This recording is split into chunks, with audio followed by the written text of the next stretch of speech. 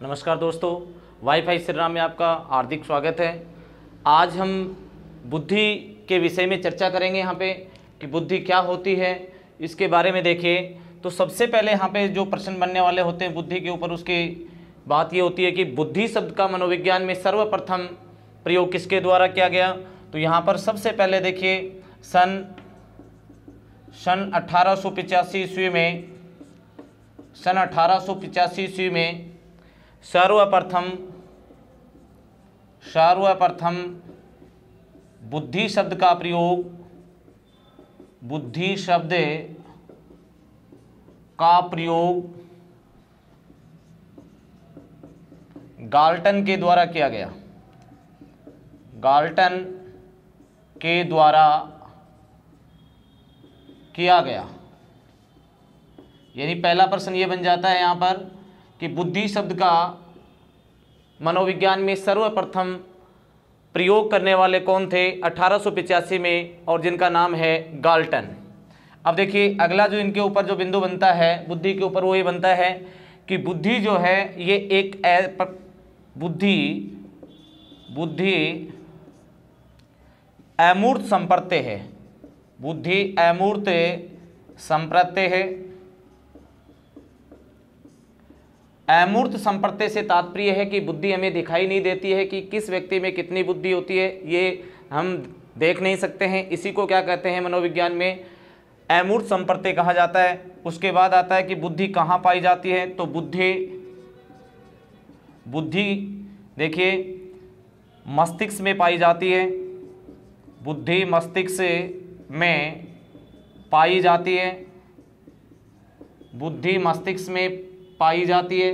तो नेक्स्ट प्रश्न ये बन जाता है कि बुद्धि हमारे शरीर के किस भाग में पाई जाती है। तो बुद्धि से संबंधित अगर स्थान पूछा जाता है, जगह पूछी जाती है, तो मस्तिष्क हो जाएगा। उसके बाद देखिए बुद्धि की परिभाषा की यदि बात करें तो परिभाषा या अवधारणा, तो इसकी परिभाषा या अवधारणा की बात की जाए तो देखिए बुद्धि के बारे में कहा गया है कि बुद्धि जो है वो योग्यता, बुद्धि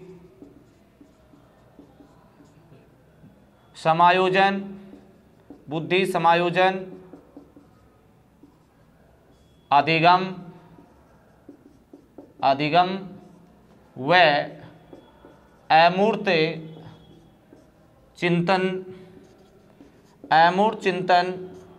की योग्यता का नाम है। यानी बुद्धि की परिभाषा की अवधारणा को लेकर के अगर प्रश्न पूछा जाता है कि बुद्धि के विषय में क्या अवधारणा है, या बुद्धि किसे कहते हैं, या बुद्धि की परिभाषा क्या है, तो अपन को पता होना चाहिए बुद्धि समायोजन, अधिगम का मतलब सीखने, वह अमूर्त चिंतन करने की जो योग्यता है उसी का नाम क्या है, बुद्धि है। इसकी देखिए एक वर्तमान अवधारणा है, बुद्धि की वर्तमान अवधारणा में बुद्धि की परिभाषा के बारे में कहा गया है कि जीवन की समस्याओं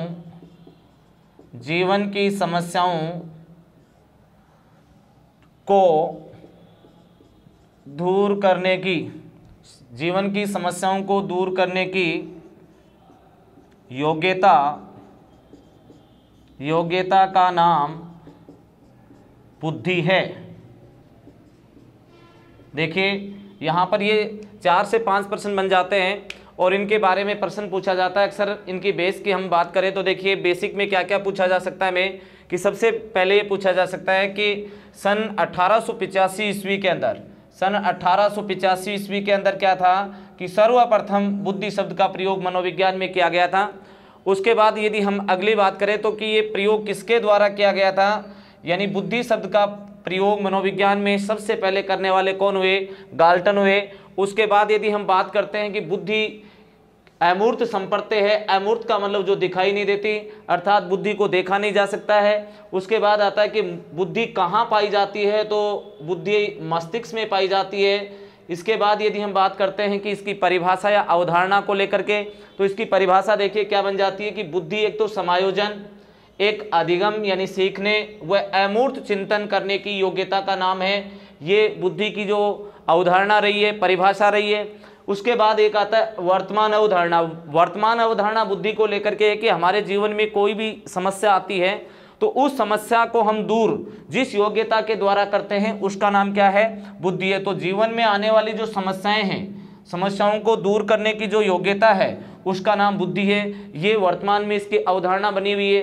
अब बुद्धि शब्द के लेकर के मनोवैज्ञानिक जो हैं वो 3 भागों में या 3 श्रेणियों में विभाजित हो जाते हैं। उनकी अपन चर्चा करते हैं कि वो 3 विभागों में किस प्रकार से बढ़ जाते हैं। तो यहाँ देखिए, सबसे पहले हम बात करते हैं कि जो बुद्धि है इनको लेकर के 3 प्रकार की अवधारणाएं रही हैं मनोविज्ञान में। उन तीनों अवधारणाओं को हम पढ़ेंगे और उसके बाद पता चलेगा कि कौन से मनोवैज्ञानिक ने किस प्रकार से बुद्धि को परिभाषित किया है।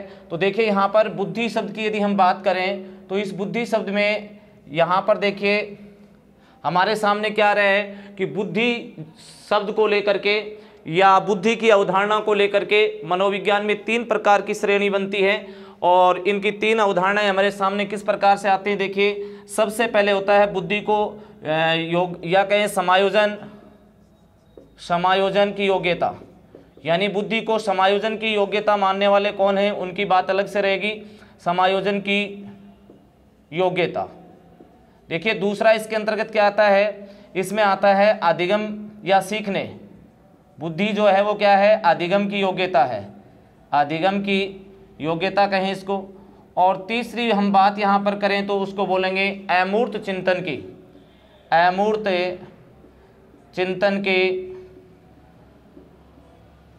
चिंतन की योग्यता।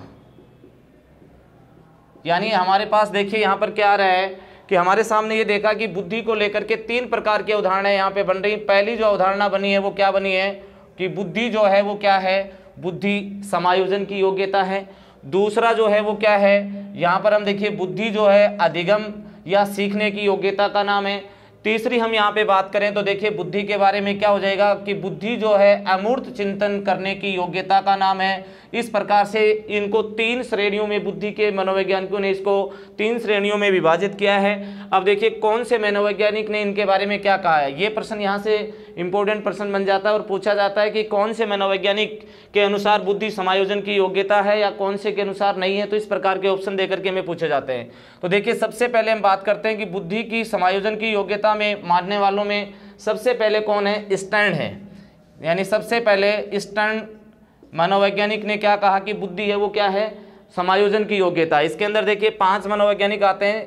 दूसरे नंबर पे कौन आते हैं, इसमें बर्ट आते हैं और उसके बाद क्रूज आते हैं, क्रूज। और क्रूज के बाद यदि हम बात करें चौथे नंबर की तो काल्विन, और काल्विन के बाद में आते हैं कौन, फ्रीमैन। फ्रीमैन यानी अपने को ये दिमाग में रखना है कि बुद्धि को समायोजन की योग्यता मानने वाले विद्वानों में कौन कौन है, ये बात अपने लिए महत्वपूर्ण है। तो इनमें देखिए स्टर्न, बर्ट, क्रूज, कॉल्वेन और फ्रीमैन, इन चारों मनोवैज्ञानिकों ने बुद्धि की योग्यता को क्या माना है, समायोजन की योग्यता माना है। अब देखिए हम बात करते हैं यहाँ पर अधिगम की योग्यता मानने वाले या सीखने की योग्यता में मानने वालों में सबसे पहले हम बात करते हैं किसकी, नंबर 1 पे कौन आते हैं, बकिंघम। और बकिंघम के बाद में यदि हम बात करें देखिए यहाँ पे 2 नंबर पे तो क्या आ जाता है, डियरबॉर्न। कौन आएंगे, डियरबॉर्न आ जाते हैं। और डियरबॉर्न के बाद में यदि हम बात करें अगले मनोवैज्ञानिक के तो जिनमें कौन आते हैं, मैकडूगल आते हैं, मैकडूगल। और मैकडूगल के बाद में देखिए हम बात करें इनके चौथे मनोवैज्ञानिक की तो जो चौथे मनोवैज्ञानिक कौन आते हैं इनके अंदर आते हैं थॉर्नडाइक। और थॉर्नडाइक, एडवर्ड ली थॉर्नडाइक अमेरिका निवासी थे। और उसके बाद हम बात करते हैं इनके 5वें की तो जिनका नाम है फ्रीमैन। यहाँ एक चीज़ नोट करने लायक है और वो क्या है, यहाँ पर देखिए फ्रीमैन यहाँ पर भी आया है और फ्रीमैन यहाँ पर भी आया है। फ्रीमैन अपनी तीनों श्रेणियों के अंतर्गत जाते हैं, तो ये अपन को ध्यान रखना है। अब अपन को क्या देखना है कि अधिगम की योग्यता मानने वालों में सबसे पहले बकिंघम, डियरबॉर्न, उसके बाद मैकडूगल, थॉर्नडाइक और फ्रीमैन। इन 5 मनोवैज्ञानिकों के अनुसार बुद्धि जो है वो क्या है, सीखने की योग्यता है या कहें बुद्धि अधिगम की योग्यता है। उसके बाद देखिए अमूर्त चिंतन की यदि हम बात करें तो सबसे पहले क्या आता है, नंबर 1 पे अल्फ्रेड विने। कौन आए? अल्फ्रेड विने। और अल्फ्रेड विने के बाद में अमूर्त चिंतन वालों में हम बात करते हैं 2 नंबर पे, तो 2 नंबर पे कौन आ जाते हैं? यहाँ पर स्पीयरमैन आ जाते हैं, स्पीयरमैन। और स्पीयरमैन के बाद में हम बात करें इनके, ये स्पीयरमैन, और उसके बाद आता है टर्मन, और टर्मन के बाद में यदि हम बात करें तो यहाँ पर आएगा फ्रीमैन। इनमें 4 ही आते हैं फ्रीमैन, यानी बाकी में क्या था देखो, इनमें 5 थे, इसमें 5 थे, लेकिन इसमें कितने आए? 4 ही आए हैं। अब देखिए 4 कौन कौन से उसकी बात करते हैं अपन। सबसे पहले अपन बात करते हैं किसकी? अल्फ्रेड विने की, स्पीयरमैन की, टर्मन की, फ्रीमैन की। इनके अनुसार ही क्या होता है कि इनकी परिभाषाएं बनी हैं। तो इनमें देखिए अपन बात करें कि बुद्धि की परिभाषा, यहाँ पर बात करते हैं अपन बुद्धि की परिभाषा को लेकर के। और बुद्धि की परिभाषा को लेकर के प्रश्न क्या क्या बन जाएंगे?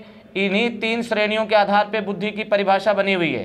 तो सबसे पहले देखिए अपन बात करते हैं बुद्धि की परिभाषा में कि नंबर 1 पे क्या आता है। अपन बात करें यहाँ पे इनकी बकिंघम की, तो बकिंघम के अनुसार बुद्धि क्या है, या फिर हम कहें फ्रीमैन की। तो सबसे पहले देखिए हम फ्रीमैन की बात करके देखें यहाँ पे, तो फ्रीमैन क्या कह रहे हैं बुद्धि के बारे में।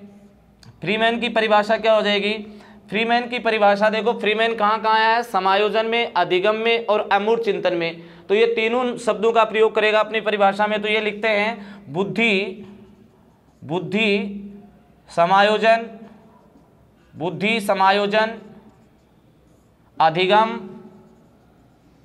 अधिगम व अमूर्त चिंतन की योग्यता का नाम है।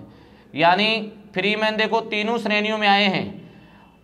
यहाँ पर ये समायोजन में भी आए हैं, अधिगम में भी आए हैं और अमूर्त में। इसीलिए इसने देखो समायोजन, अधिगम और अमूर्त तीनों शब्दों का प्रयोग किया है। यहाँ पर ये नोट करने वाली बात है कि इनकी परिभाषा याद होने में देर नहीं लगेगी, क्योंकि अपन ने क्या देखा यहाँ पे, इन फ्रीमैन तीनों जगह आए और तीनों ही शब्दों का प्रयोग करते हैं। तो ये परिभाषा है किसकी हो जाती है? ये परिभाषा हो जाती है फ्रीमैन की। उसके बाद देखिए अपन अगली परिभाषा की बात करें, बकिंघम की परिभाषा इनमें इंपॉर्टेंट मानी जाती है। तो बकिंघम क्या कहते हैं, देखिए इनकी बात करें अपन, बकिंघम। और बकिंघम की परिभाषा के लिए शब्द आता है कि ये केवल देखो बकिंघम किस में आए? अधिगम की योग्यता में आए। तो अधिगम की योग्यता कहें या इसकी सीखने की योग्यता, तो अपन कह सकते हैं बुद्धि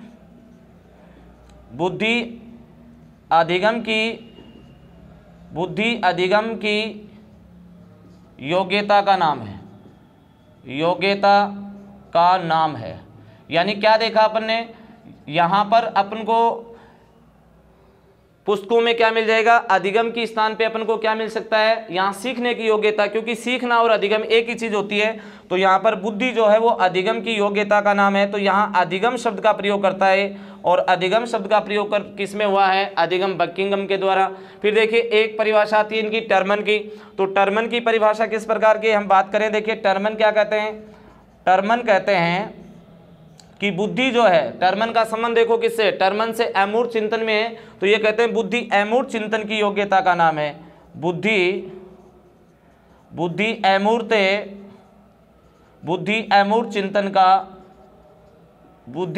चिंतन की योग्यता का नाम है। ये परिभाषा किसकी हो जाती है? ये टर्मन की हो जाती है। उसके बाद देखिए हम डियरबोर्न की बात करें। किसकी? डियरबोर्न की परिभाषा।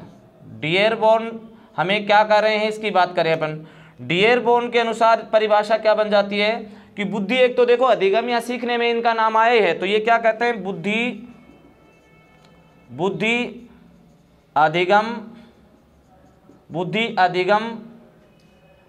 अधिगम व अनुभव का लाभ उठाने की योग्यता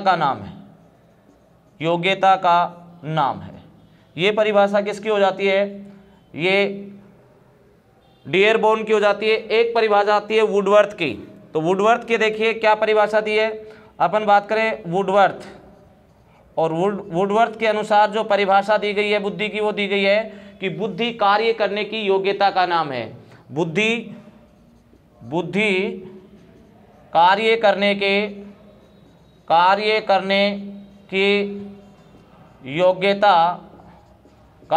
की योग्यता का नाम है। यहाँ पर देखिए बुद्धि शब्द में कितने शब्दों का प्रयोग हुआ है। यहाँ पर कार्य करने की क्षमता जो बताई है वो किसके अनुसार बताई गई है। यहाँ पर बुद्धि के जो कार्य करने की क्षमता वुडवर्थ के अनुसार, एक जो परिभाषा आती है वो आती है वुडरो की। वुडरो के अनुसार जो परिभाषा बताई गई है वो क्या बताई गई है कि बुद्धि जो है वो ज्ञान अर्जन करने की क्षमता है। बुद्धि ज्ञान अर्जित करने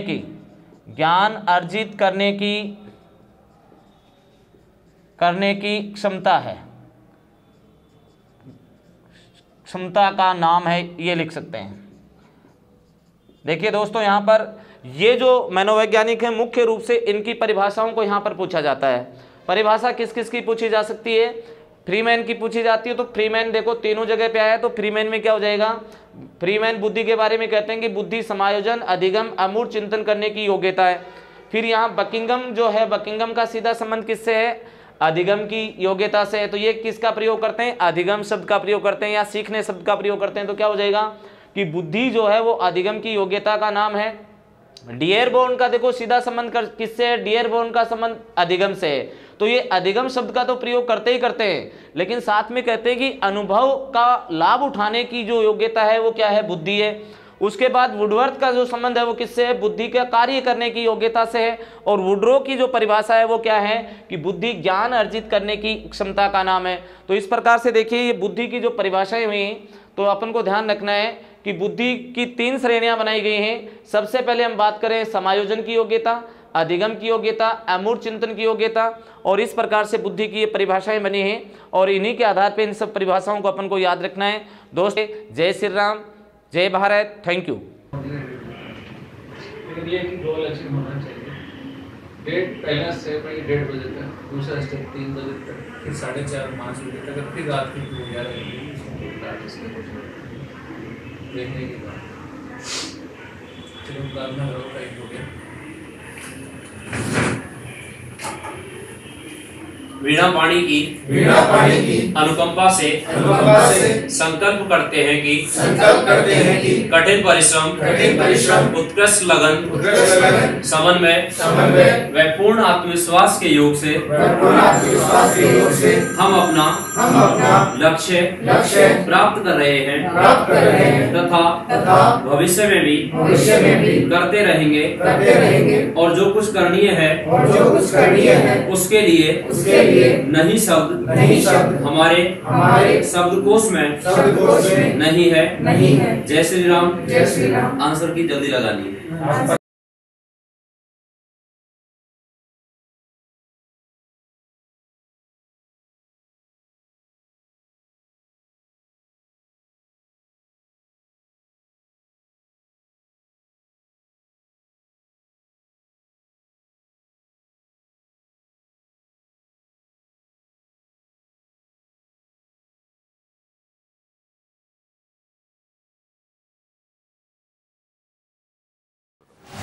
आज का ये बहुत बड़ी सफलता का दिन RS प्रॉपर।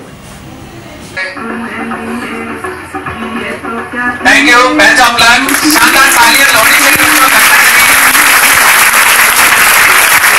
पकड़ा, उस पानी में डालना जबरदस्त। उसका सांस उठने लगा, वो ऊपर उठना चाह रहा था, गुरु ने वो जोर से दबा दिया। उसने पूरा जोर लगा दिया और जब 1-2 मिनट तक उसको दबाए रखा और बिल्कुल जब लगा कि अब भी दबाए रखा तो ये मर जाएगा, तब उसको छोड़ा।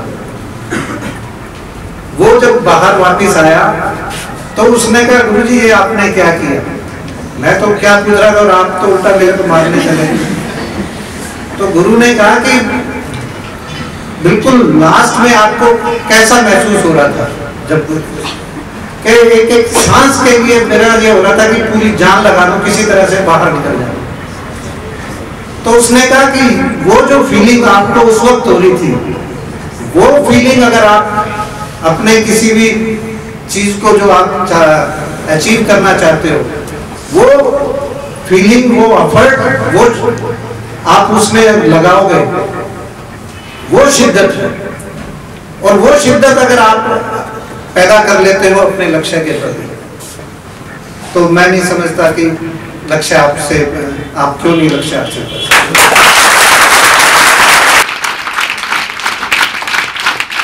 इसके बाद राजस्थान पत्रिका के जनरल हेड विनोद जी चौहान का भी ये विजय स्तंभ है, ये आप सबके भी, आप पे मैं ले रहा हूँ, आपकी विजय के